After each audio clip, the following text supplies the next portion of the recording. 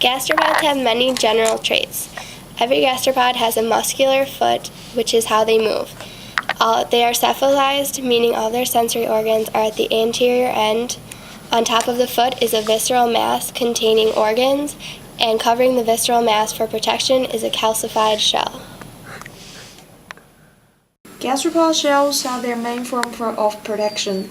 They can retract into their shells when predators are near, and they also keep particles away from soft organs. Gastropods use minerals from their environment to secure a shell from their mantle. The mantle is a layer of tissue just underneath their shell, covering the visceral mass. The great amount of shell-shaped diversity displayed by the current gastropods reflects a wide array of gastropod lifestyles. Torsion is a unique trait to the gastropod, and it occurs early in development. Torsion is a state in which a gastropod's visceral mass, the structure that contains the organs, is twisted 180 degrees counterclockwise. One use of torsion is that it allows the primitive lung to develop in the terrestrial gastropods. Here is a more realistic version of how torsion occurs. Gastropods have very diverse reproduction. They are hermaphroditic, meaning they have both male and female sex organs. They do not, however, fertilize themselves.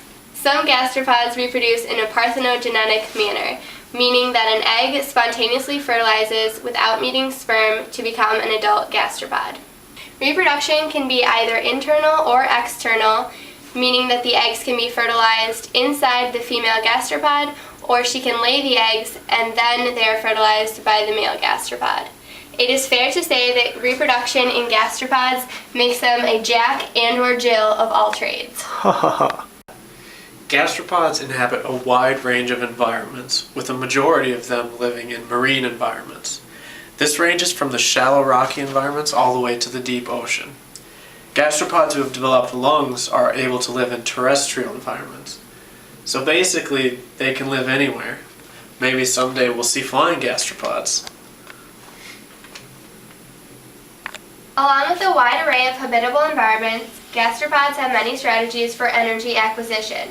These strategies include detritivory, which is eating detritus on the ocean floor, herbivory in the form of scraping algae off of rocks, herbivory of land plants in terrestrial environments, as well as predation of other gastropods as well as other animals. The cone snail is a notable predator because it harpoons other organisms and injects them with venom to paralyze it. Now that we went over the general gastropod traits, I'm sure you're all dying to know what happened across the Permian-Triassic boundary event.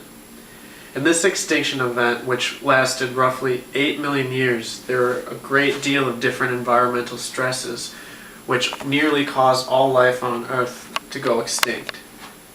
All in all, approximately 95% of marine species were lost over this extinction event.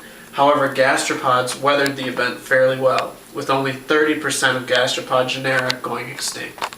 With a large portion of marine life going extinct, the gastropods which survived the extinction event were able to colonize the environmental real estate left over. Before the event, the oceans were composed of different distributions of fauna with a mainly crinoid, coral, bryozoan, and brachiopod composition, while after it was mainly a bivalve gastropod and a chinoid composition. As major members of the new marine ecosystem, the gastropod fossils seen across the Permian-Triassic boundary event reflect this new status. First off, the primitive gastropods with simpler planispiral or conical shells disappear across the extinction event, while more complex shell structures with thicker shells, spines, and flanges and smaller apertures are seen that continue through this event. This suggests that defense was more important across the Permian-Triassic boundary event. A thicker shell with spines and flanges would make it easier to defend yourself, along with a smaller aperture and deeper shells to pull back into. Secondly, across the Permian-Triassic boundary event, there was a major change in the modes of energy acquisition for the gastropods.